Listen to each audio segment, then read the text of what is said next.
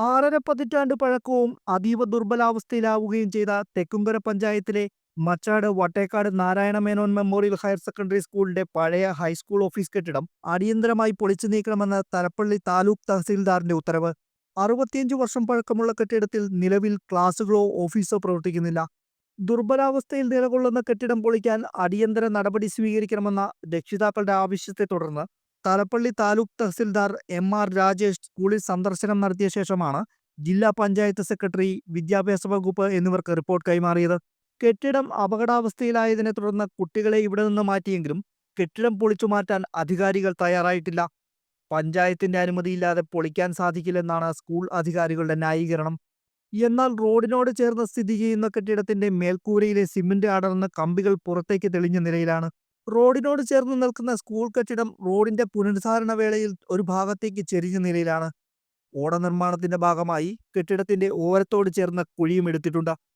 സ്കൂളിലെ കുട്ടികൾക്കും ഒപ്പം നാട്ടുകാർക്കും ഭീഷണിയായിരിക്കുന്ന കെട്ടിടം പൊളിക്കാൻ അടിയന്തര നടപടി വേണമെന്നാണ് പ്രദേശവാസികളുടെ ആവശ്യം.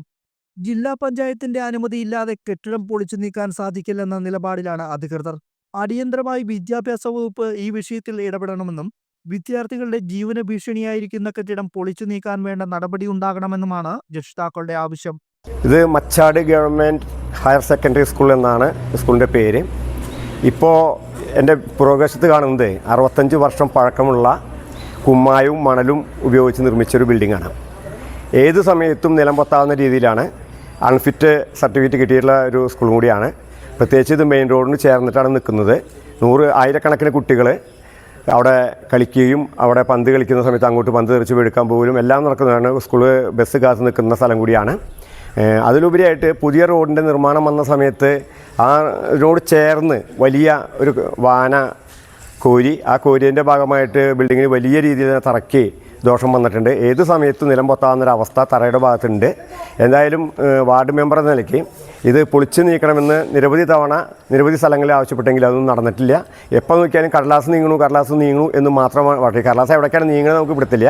എന്തെങ്കിലും സംഭവിച്ചു കഴിഞ്ഞിട്ട് ഇവിടുത്തെ അധ്യാപകരെയോ അല്ലെങ്കിൽ വേറെ സസ്പെൻഡ് ചെയ്ത് യാതൊരു കാര്യമില്ല. അതിന് മുന്നേ ഒരു ദാരുണമായ അവസ്ഥ ഉണ്ടാവാതിരിക്കാൻ വേണ്ടി, കാരണം നമ്മുടെ മുന്നിൽ കുറേ കാര്യങ്ങളുണ്ട് സമീപകാലങ്ങളിൽ, അത് ഉണ്ടാവാതിരിക്കാൻ വേണ്ടിയാണ് ഞങ്ങൾ ജനങ്ങളെ നിലയ്ക്ക് ഇവിടുത്തെ പൊതുപ്രവർത്തകരുടെ നിലയ്ക്കൊക്കെ ഇതിൽ ഇടപെടൽ നടത്തുന്നത്.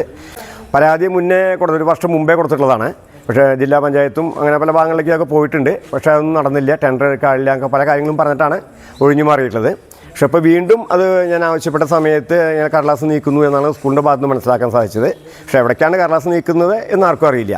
ഇത് കാലങ്ങളായിട്ട് കടലാസ് നീക്കിക്കൊണ്ടിരിക്കുക. ഇനി ബിൽഡിംഗ് ഇടിഞ്ഞ് വീണ് എന്തെങ്കിലും സംഭവിക്കുമ്പോൾ, അതുപോലെ തന്നെ വാഹനങ്ങൾ പാർക്ക് ചെയ്യുന്നതിൻ്റെ ഭാഗത്താണ്, മെയിൻ റോഡിനോട് ചേർന്നിട്ടാണ് സ്കൂൾ കുട്ടികളെ കൊണ്ടുപോകാൻ വാഹനങ്ങൾ നിൽക്കുന്ന സ്ഥലമാണ്.